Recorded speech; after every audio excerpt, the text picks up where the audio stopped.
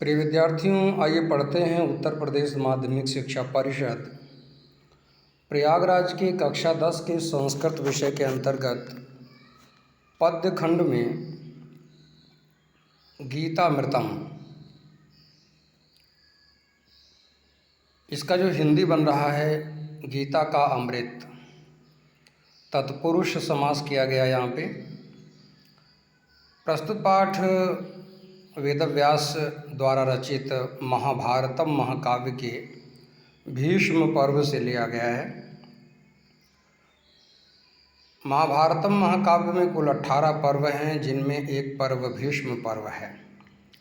भीष्म पर्व के 18 अध्याय और 700 श्लोक भगवद गीता के नाम से प्रसिद्ध हैं।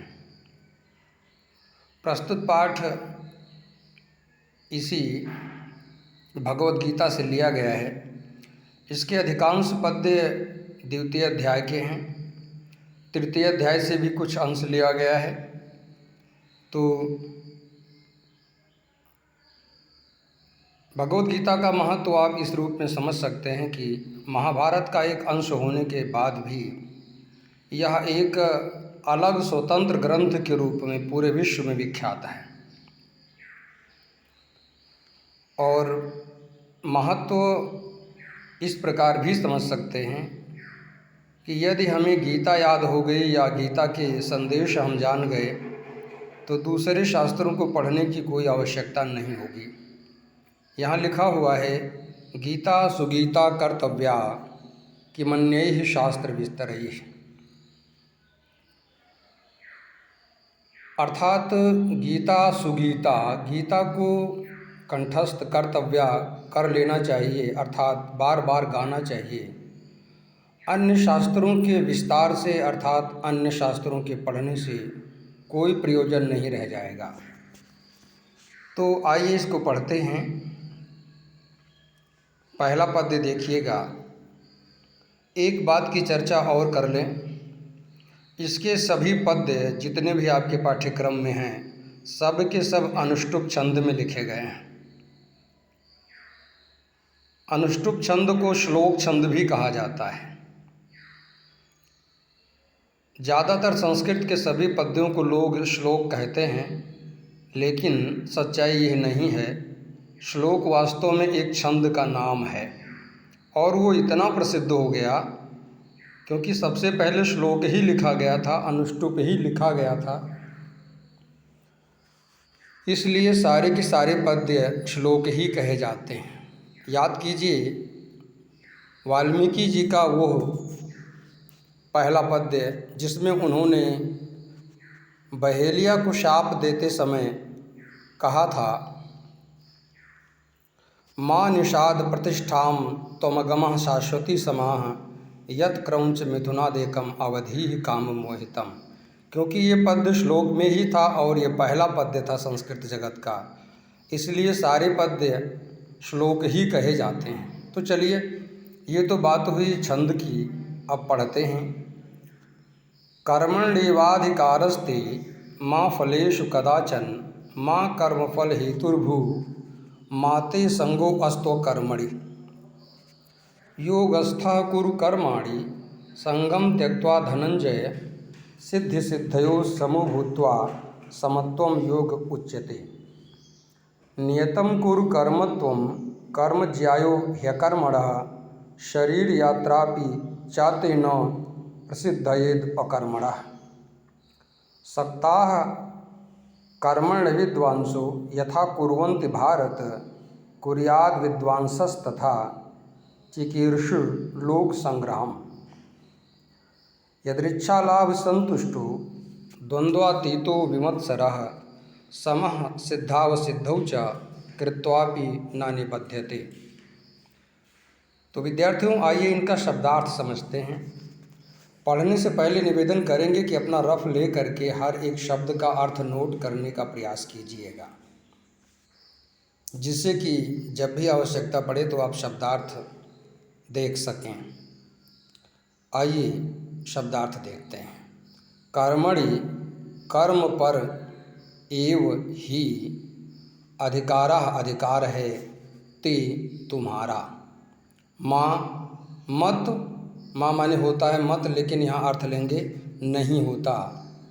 फलेषु कर्म के फलों पर, कदाचन कभी भी।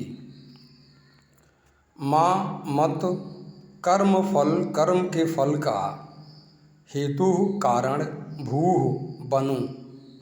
माँ मत यानी कि ना, ते तुम्हारी, संगह आसक्ति अर्थात तुम्हारा लगाव, अस्तु हो अकर्मणि अकर्म में। अब आइए इसका कुछ व्याकरण का तत्व देखते हैं। कर्मणि धन एव, यहाँ पर यड़ संधि हुई है। एव धन अधिकारः, यहाँ पर दीर्घ स्वर संधि हुई है। अधिकारः धनते, यहाँ पर विसर्ग संधि हुई है। कर्मफल हेतु धन भूः, यहाँ पर विसर्ग संधि है। और भूः धन माँ, यहाँ पर भी विसर्ग संधि है। संगह धन अस्तु, यहाँ पर भी विसर्ग संधि के साथ पूर्व रूप संधि लगी हुई है। अस्तु धन अकर्मणि, यहाँ पर यड़ संधि लगी हुई है। तो अब आइए इसका हम प्रसंग समझते हैं। प्रस्तुत पद्यांश में कर्म के महत्व को समझाते हुए भगवान कृष्ण अर्जुन से कह रहे हैं। हिंदी अनुवाद। तुम्हारा कर्म पर ही अधिकार है,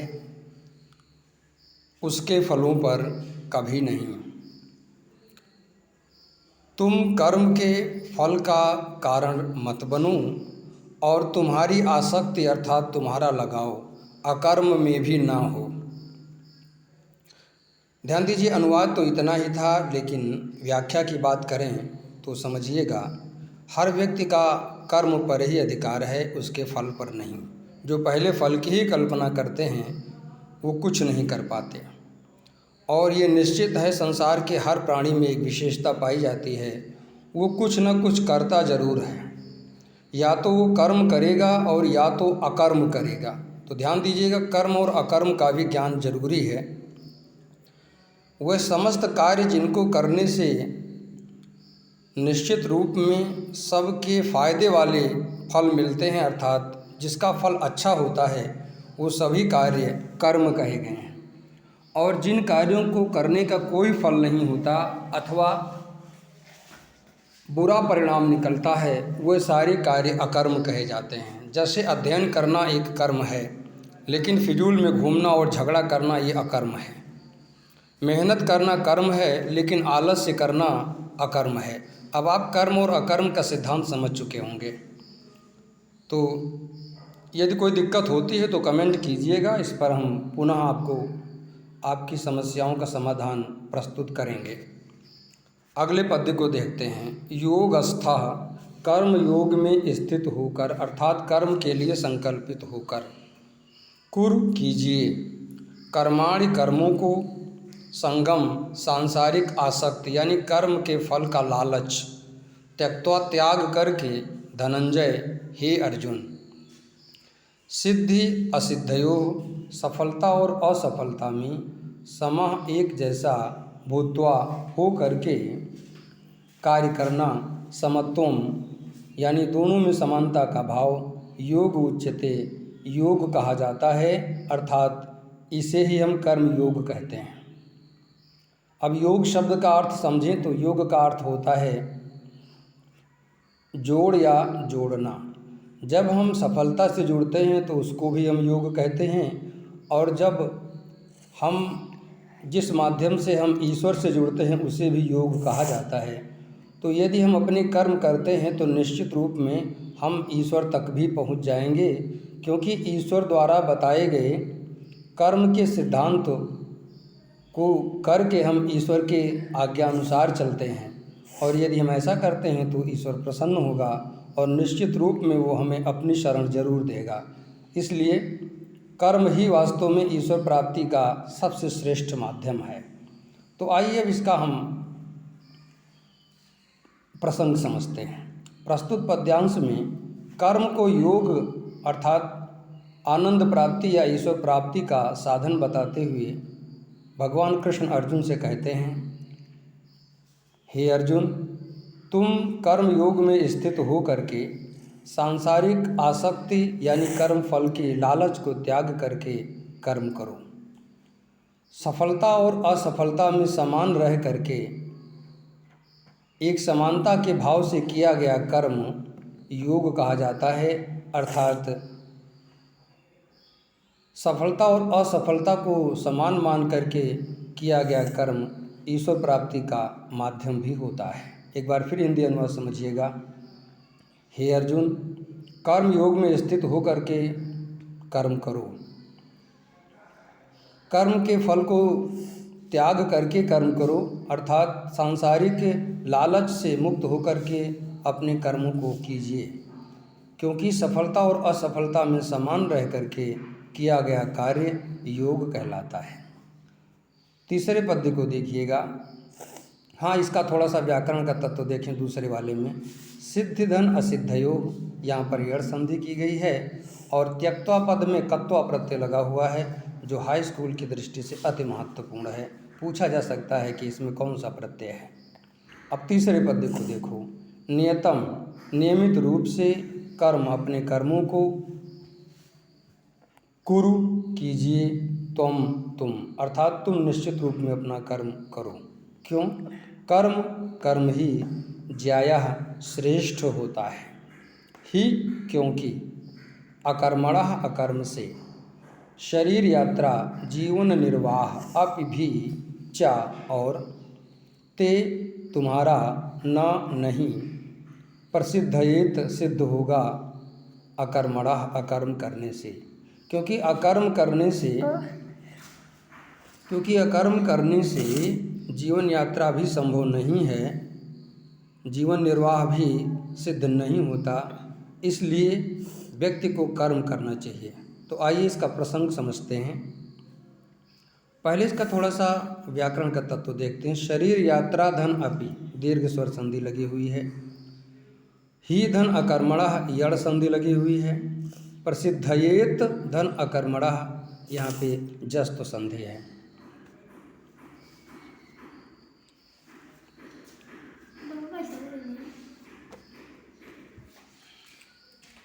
प्रसंग समझिएगा। प्रस्तुत पद्यांश में कर्म का महत्व बताते हुए भगवान कृष्ण अर्जुन से कहते हैं, हिंदी अनुवाद। हे अर्जुन, तुम नियमित रूप से कर्म करो, क्योंकि अकर्म से कर्म श्रेष्ठ होता है और अकर्म से तुम्हारी शरीर यात्रा भी, अर्थात अकर्म करने से तुम्हारा जीवन निर्वाह भी सिद्ध नहीं होगा। एक बार फिर समझिएगा। हे अर्जुन, क्योंकि अकर्म से कर्म श्रेष्ठ होता है, इसलिए तुम नियमित रूप से कर्म करो और अकर्म से तुम्हारा जीवन निर्वाह भी संभव नहीं होगा। चौथे पद्यांश को देखिए। सक्ताः, कर्म के फलों में आसक्त लोग, कर्मणि कर्म में, अविद्वांसा अविद्वान लोग यानी कि अज्ञानी लोग, यथा जिस प्रकार से कुर्वन्ति करते हैं, भारत ही अर्जुन, कुर्यात करना चाहिए विद्वान व्यक्ति को, तथा उसी प्रकार असक्तः अनासक्त भाव से, अनासक्त भाव का मतलब है कर्म फल की इच्छा ना करके, चिकीर्षु चाहने यानी कि करने की इच्छा रखने वाले, लोक संग्रहम लोक कल्याण। आइए व्याकरण का तत्व देखते हैं। कर्मणि धन अविद्वांसः, यहाँ पर यड़ संधि हुई है। अविद्वांसः धन यथा, यहाँ पर विसर्ग संधि है। कुर्यात धन विद्वान, जस्तो संधि है। विद्वान धन तथा, यहाँ पर व्यंजन संधि है। तथा धन असक्तः, दीर्घ स्वर संधि है। चिकीर्षुः धन लोक संग्रहम, यहाँ पर विसर्ग संधि है। तो आइए इसका हम प्रसंग समझते हैं। प्रस्तुत पद्यांश में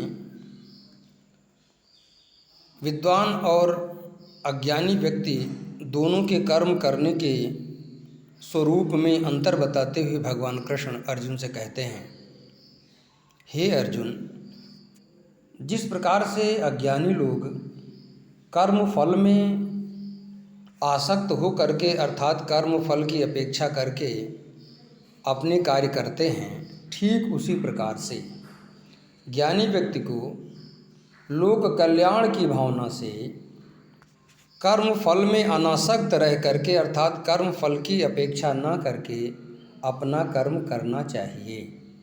एक बार फिर समझिएगा, हे अर्जुन, जिस प्रकार से कर्म फल में आसक्ति रखते हुए अज्ञानी लोग कार्य करते हैं, ठीक उसी प्रकार से लोक कल्याण चाहने वाले ज्ञानी व्यक्ति को अनासक्त भाव से अर्थात कर्म फल की आशा न करते हुए अपने कर्म करने चाहिए।